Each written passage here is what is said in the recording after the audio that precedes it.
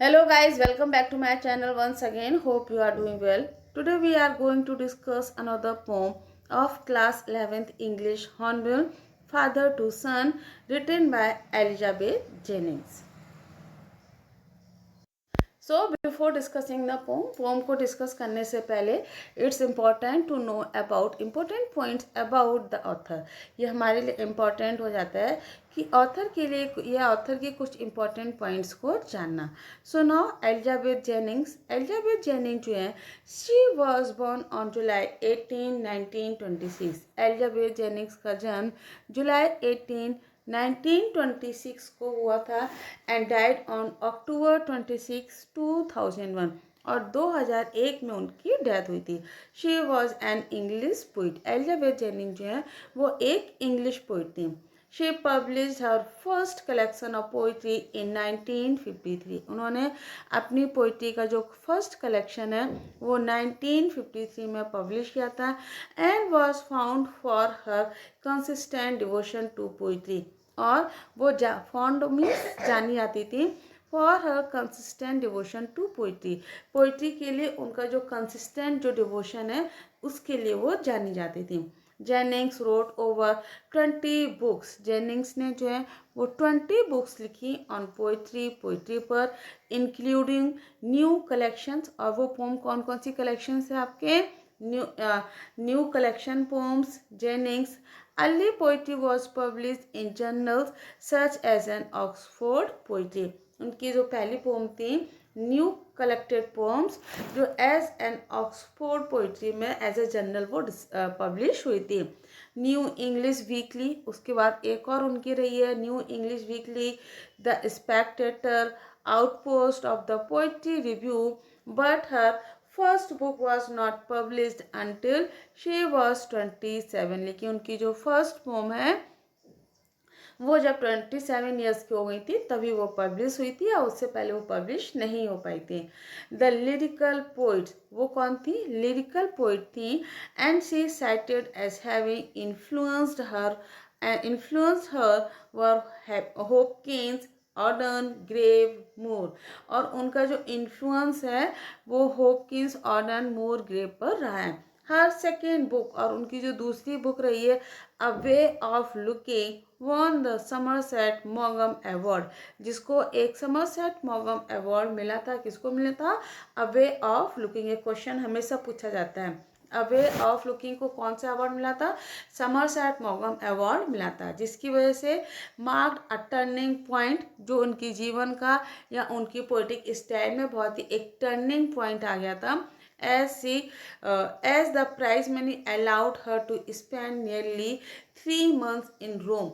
और उसकी जो प्राइज मनी थी जो उनको अलाउ करी थी, मीन्स वो प्राइज मनी इतनी थी कि रोम में वो 3 महीने अपने स्पेंड कर सकती थी। विच वॉज अ रिविलेशन, जो कि एक बहुत बड़ा रिविलेशन में था।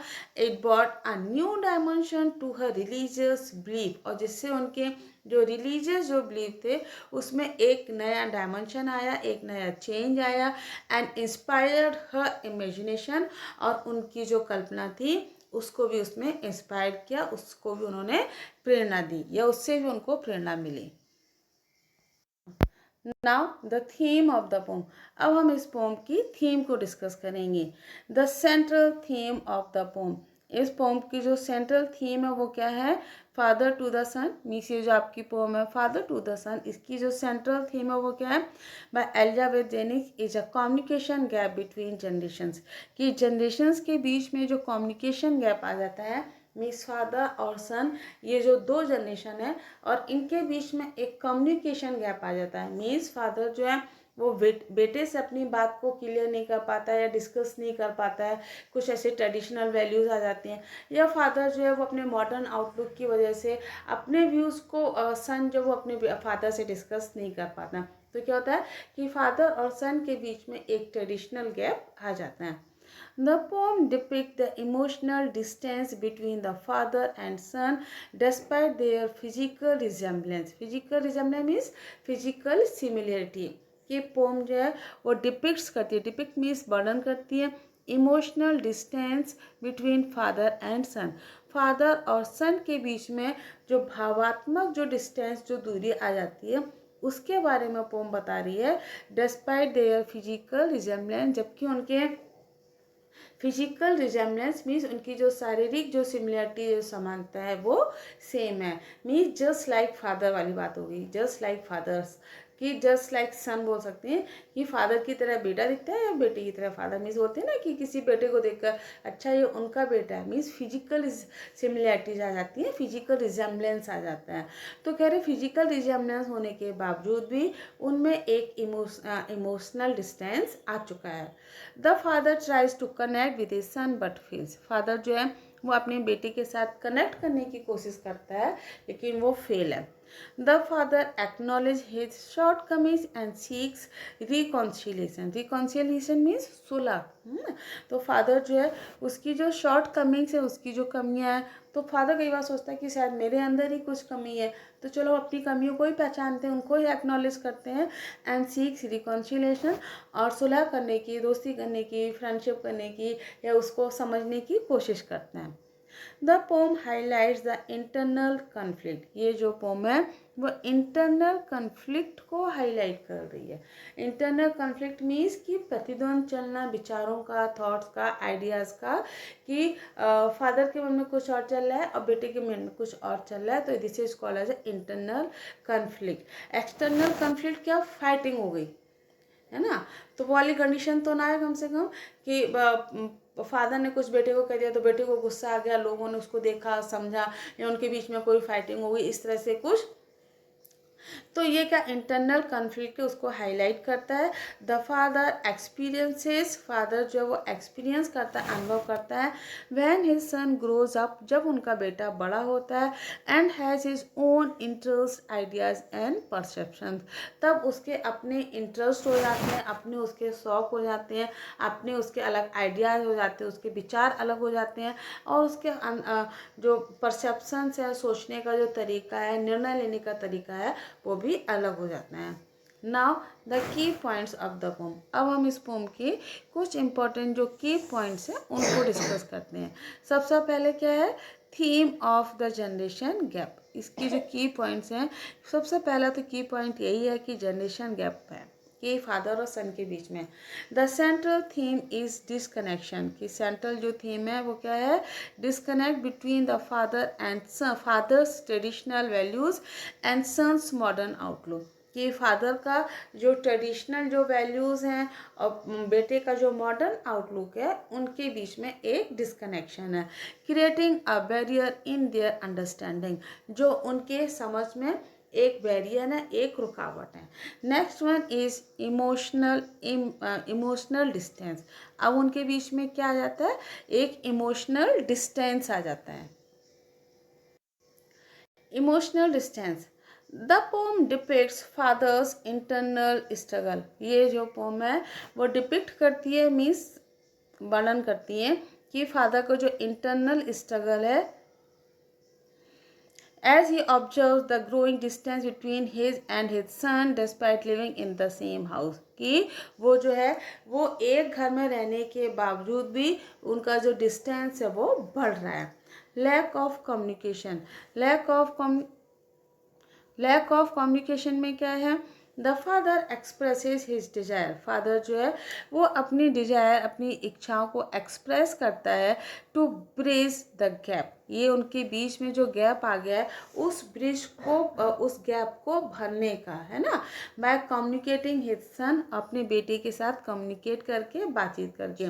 But feels unable to truly connect due to the lack of shared experiences and perspective, लेकिन उनमें क्या लैक मीन्स कमी होना, कि उनमें जो एक्सपीरियंसेस हैं दोनों के और उनके जो पर्सपेक्टिव हैं वो उन दोनों में वो लोग लैक है, वो दोनों एक दूसरे को शेयर नहीं कर रहे हैं। मीन्स शेयर करने की कमी होने की वजह से फादर जो है वो अपने आप को कम्प्लीटली अनेबल पाता है कि वो अपने बेटे की साथ वो कम्युनिकेट नहीं कर पा रहा है। सिम्बोलिज्म, सिम्बोलिज्म क्या है, the poem uses imagery like brick, इस पोम में जो है पोइट यूज करता है ब्रिक को as a imagery to symbolize the past and potential for a stronger connection, जो स्ट्रॉन्गर पोटेंशियल मीन्स उस हिसाब से कैपेबिलिटीज होना फॉर स्ट्रॉन्गर कनेक्शन, जो स्ट्रॉन्गर कनेक्शन का एक सिंबल है, but also the weight of unspoken words and unresolved issues. Unresolved issues means कि वो मुद्दे जो अभी तक रिजॉल्व नहीं हुए हैं, सुलझाए नहीं गए हैं, और वेट ऑफ अनस्पोकन वर्ड्स का मतलब हुआ कि वो वर्ड्स जो बोले तो नहीं गए हैं लेकिन वो एक्सप्रेशन से समझे जा सकते हैं, है ना। कुछ वर्ड जिनको आपने बोला तो नहीं है लेकिन मतलब बाय थॉट्स लिए, लेकिन आप उनके जो फेस के जो एक्सप्रेशन है आप उनसे समझ सकते हो, जो they are called as a weight of unspoken words. Next, important aspects of the poem. इस पोम के इम्पॉर्टेंट एस्पेक्ट्स क्या हैं? फादर्स पर्सपेक्टिव, कि फादर के हिसाब से फादर का पर्सपेक्टिव क्या है? The poem is narrated from the father's view point. Actually ये जो पोम है वो फादर के व्यू पॉइंट से नरेट की गई है, revealing his anxieties and regrets about the friendship and his son. जो अपने बेटे के बीच में और उनके फादर के बीच में जो गैप हो गया है उसके लिए वो बहुत ज़्यादा एंग्जाइटी, उसको चिंतित है और बहुत ज़्यादा वो रिग्रेट फील करता है, दुख फील करता है। Next, physical resemblance versus emotional distance. Physical resemblance means क्या है कि देखने में तो दोनों एक से लग रहा है, एक से देखने इन द सेंस है कि बेटे को देखकर पहचाना जा सकता है कि now is the son of that particular person. तो उनमें फिजिकल रिजेम्बलेंस तो है, उनमें फिजिकल सिमिलरिटीज तो हैं, लेकिन इमोशनल डिस्टेंस है। मीन्स फादर जो है वो बेटे के इमोशंस को नहीं समझ पा रहा है और शायद सन जो है वो फादर के इमोशंस को नहीं समझ पा रहा है। The father acknowledges the physical similarities. Father जो है वो फिजिकल एक्नॉलेज, जो फिजिकल जो सिमिलरिटीज हैं उसको वो एक्नॉलेज कर रहा है, पहचान रहा है, but yet feels a deep emotional disconnect. लेकिन फिर भी एक बहुत बड़ा जो डीप, जो गहरा उनमें इमोशनल डिस्कनेक्शन है।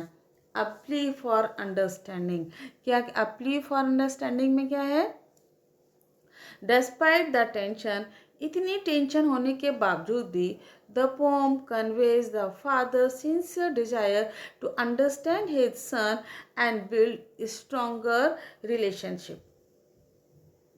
कि इतने ज़्यादा टेंशन होने के बावजूद भी ये जो पोम है वो क्या कन्वे कर रही है कि फादर का जो सिंसियर डिज़ायर है, मीन्स फादर का जो सिंसियर जो इच्छाएं हैं, डिज़ायर है टू अंडरस्टैंड हिज सन, अपने बेटे को समझने की, and build a strong relationship, और वो अपने बेटे के साथ एक स्ट्रॉन्ग रिलेशनशिप को मेंटेन करना चाहता है, उसको बिल्ड करना चाहता है, वो बनाना चाहता है। वो बोलता है कि ठीक है जो हुआ तो हुआ वाली बात हो गई ना, जो हुआ, लेकिन अब वो अपने बेटे के साथ एक स्ट्रॉन्ग रिलेशनशिप को मेंटेन करना चाहता है। So now the introduction of the poem. अब हम इस पोम का इंट्रोडक्शन को डिस्कस करेंगे। The poem father to son is written by Elizabeth Jennings. ये जो पोम जो है father to son Elizabeth Jennings के द्वारा लिखी हुई है। This poem is about the anguish of a father who doesn't have a good relationship with his son. ये जो पोम है वो किसके बारे में? एंग्विश, एंग्विश मीन्स पीड़ा, ऑफ अ फादर, एक फादर की जो एंग्विश है, उसकी जो पीड़ा है, उसका जो दुख है, जो दर्द है, उसके बारे में है। Who doesn't have a good relationship with his सन, जिसके अपने बेटे के साथ अच्छी रिलेशनशिप नहीं है, अच्छे उसके संबंध नहीं है। His son is now grown up, उनका बेटा जो है वो अब बड़ा हो चुका है,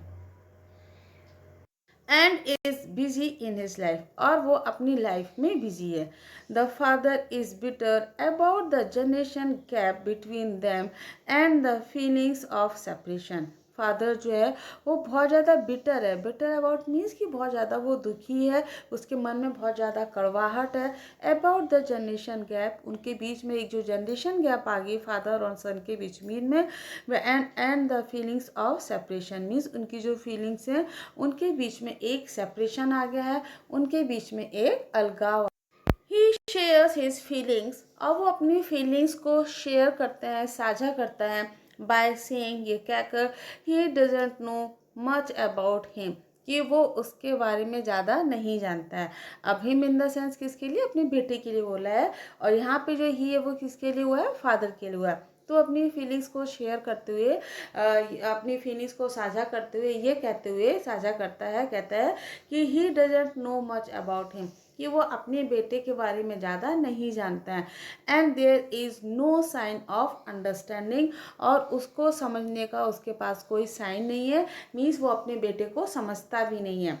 He wants their relationship to be just like when his son was a child. और वो अपने relationships, अपने संबंधों को वैसे ही मेंटेन करना चाहता है, just like when his son was a child, जब उसका बेटा जो है वो एक बच्चा था, या जब वो पैदा हुआ था, इन द सेंस कि जब वो उसका बेटा जो है, अब वो अब कब की बात, एक्चुअली जनरेशन गैप जो बात कर रहा है वो कब का कर रहा है, जब उसका बेटा बड़ा हो चुका है ना, उसके अपने आइडियाज़, थॉट्स, विचार, फीलिंग्स सब अलग हो गई हैं, जिसको उसका फादर समझ नहीं पाया। तो वो ऐसे सोचता है कि काश ऐसा होता कि उसका बेटा जब बच्चा था, जब छोटा था, तो उन्हीं चीज़ों को, उनके बीच में जो रिलेशन था, कि वो अपने बच्चे की बात को समझ पाता था, या उनका जो बेटा था वो अपने फादर से हर बात को डिस्कस करता था, तो उस रिलेशनशिप को वो मेंटेन करना चाहता है। He is trying his best to resolve the issue, और वो उस समस्या का हल निकालना चाहता है, उसको सॉल्व करना चाहता है, but he is in vain, लेकिन सब कुछ बेकार है, सब कुछ व्यर्थ है। Therefore they are drifting apart, और जिसकी वजह से वो क्या है, वो अलग है। They are drifting apart means वो एक दूसरे से अलग है, और वो एक दूसरे को समझ नहीं पा रहे हैं। So this was the introduction of the pome. ये पोम का इंट्रोडक्शन था। Now let discuss the summary. अब हम इस पोम की समरी को डिस्कस करते हैं। The poem is about the agony of a father, where he rants दुखी होने के लिए है, where he rants about the unsettling relationship with his son who is now grown up। यानी ये जो पोम है वो एगोनी मीन्स दुख होना। तो ये जो पोम है वो फादर की दुख के बारे में, जहाँ पर वो दुखी होता है अबाउट एन अनसेटलिंग इशू का मतलब क्या है, उनके बीच में जो इशूज़ हैं वो अनसेटल्ड है, अनसुलझे इशूज़ हैं, विद हिज सन, अपने बेटे के साथ, who is now grown up, जो अब बड़ा हो चुका है। ही शेयर्स द थॉट, और वो उन विचारों को भी, थॉट्स को शेयर करता है, although they had live together in the same house for years, जबकि वो कई सालों से एक ही घर में एक साथ रह रहे हैं। ही डजेंट अंडरस्टैंड हिम, वह उसको नहीं समझता है। ही इन द सेंस की फादर, और हिम इन द सेंस की सन, की फादर जो है वो अपने बेटे को नहीं समझ पा रहा है। ही डजेंट नो, वो नहीं जानता है, एनीथिंग अबाउट हिम। अब यहाँ पे हिम कौन है, सन। तो फादर जो है वो अपने बेटे के बारे में कुछ नहीं जानता है। And even if he try to build up a relationship, क्या है, यद्यपि वो उसके साथ अपने रिलेशन को बिल्ड अप करने की कोशिश करता है, मीन्स अपने संबंधों को मेंटेन करने की कोशिश करता है, him like one when he was a child, जब उस तरह के संबंध जब वो बेटा था, ही वॉज इन वेन, तो सब कुछ लेकिन वो बेकार है, means he is completely unable to maintain the relationships as his relationship was in his childhood, जैसे उसके संबंध अपने बेटे के साथ बचपन में थे, उन संबंधों को मेंटेन करने में कम्प्लीटली अनेबल है।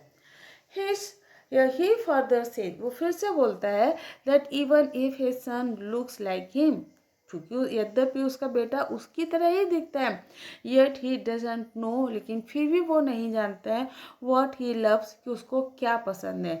ही एक्नॉलेजेस द कम्युनिकेशन गैप, और वो उस कम्युनिकेशन गैप को एक्नॉलेज करता है, समझता है, the lack of understanding between them, और उनके बीच में समझ की भी कमी है। And they speak like strangers means अजनबी, और वो दो अजनबियों की तरह बात करते हैं। Its son is in different place, उनका बेटा जो है वो किसी दूसरे प्लेस पर है, विच ही कैन नॉट एक्सेस, जहाँ पर वो नहीं पहुँच सकता है। क्यों नहीं पहुँच सकता है? Due to the increasing gap, कि उनके बीच में जो गैप बढ़ रहा है जिसकी वजह से वो एक दूसरे को या वो अपने बेटे को नहीं समझ पा रहा है। There is a silence between them, उनके बीच में एक साइलेंस है, एक शांति है। He is ready to forgive his prodigal son, prodigal means होता है कि खर्चीला, तो वो अपने खर्चीले बेटे को माफ़ कर देना चाहता है। He want to accept him back, और वैसे ही वो अपने बेटे को वापस एक्सेप्ट करना चाहता है इन द हाउस, अपने घर में। The one which he always new, कि जिसको वो हमेशा से जानता था। मीन्स जिस बेटे को बचपन में जैसा वो जानता था, अब वो उसकी सारी गलतियों को माफ़ करके फिर से अपने घर में उसको एक्सेप्ट करना चाहता है। He doesn't want his son to move around the world, वो नहीं चाहता कि उसका बेटा पूरी दुनिया में घूमे।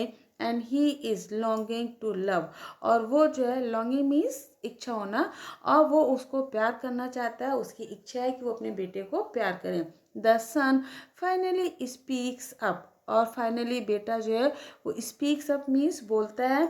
And shares what he feels, और शेयर करता है कि वो क्या फील करता है। He is at a stage, वो उस समय उस स्टेज पर है where he can not understand himself, जहाँ पर वो खुद अपने आप को नहीं समझ पा रहा है।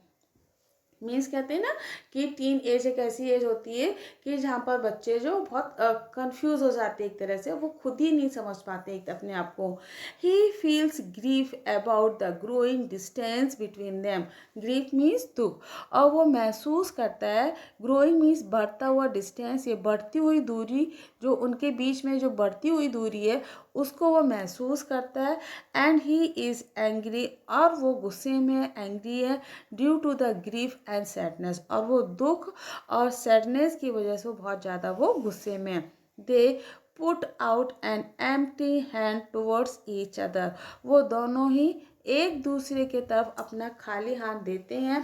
But none of them holds it, लेकिन उसमें कुछ भी नहीं है। So none of them holds in the sense कि दोनों ही एक दूसरे से हाथ मिलाना चाहते हैं, एक दूसरे के पास कनेक्ट होना चाहते हैं, लेकिन उनके पास ऐसा कोई रीज़न नहीं है कि वो एक दूसरे को कनेक्ट कर पाए।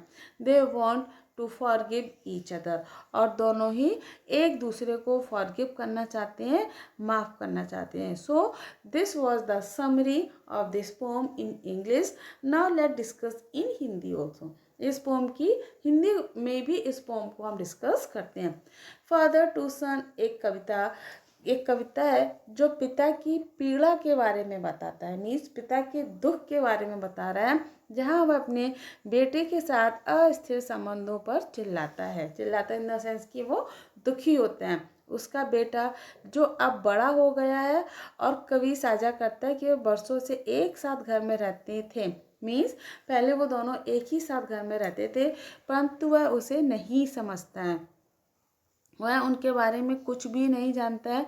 मिस फादर अपने बेटे के बारे में कुछ नहीं जानता है, और भले ही उनके साथ संबंध बनाने की कोशिश हो, जब वह एक छोटा बच्चा था सारी कोशिशें व्यर्थ थी। मीन्स जैसे उनका बेटा जब छोटा था तो उस समय उनके बीच में जो संबंध था, उनका जो रिलेशन था, वो उस रिलेशन को मेंटेन करना चाहता है।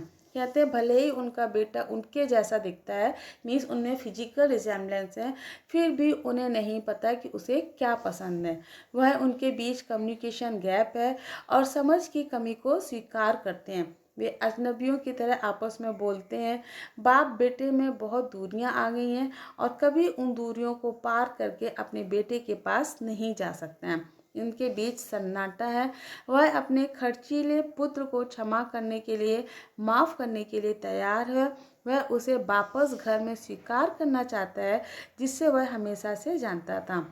वह नहीं चाहते कि उनका बेटा दुनिया भर में घूमे, और वह उसे प्यार करने के लिए तरस रहा है, means he is longing to love him, और वो उनको प्यार करना चाहता है। बेटा आखिरकार लास्ट में वो बोलता है, और जो महसूस करता है उसे साझा करता है कि वह एक ऐसी अवस्था में है जहाँ वह स्वयं को नहीं समझ सकते हैं। वह उनकी बढ़ती हुई बीच की दूरियों पर दुख महसूस करता है, और वह दुख के कारण क्रोधित होता है। उन्हें एक दूसरे की ओर एक खाली हाथ रखा, लेकिन उनमें कुछ भी नहीं था। वे एक दूसरे को माफ़ करना चाहते हैं, फिर भी समस्या का हल नहीं ढूंढ पाए।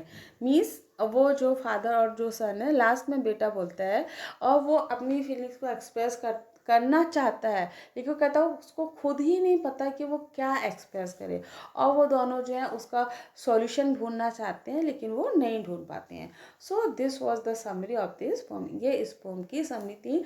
हमने थीम को डिस्कस किया, इसके की पॉइंट्स को भी डिस्कस किया, और इसके हमने थीम को भी डिस्कस किया, इंट्रोडक्शन को भी डिस्कस किया। So now we will discuss the poem in next lecture. Thanks for watching. Do subscribe it.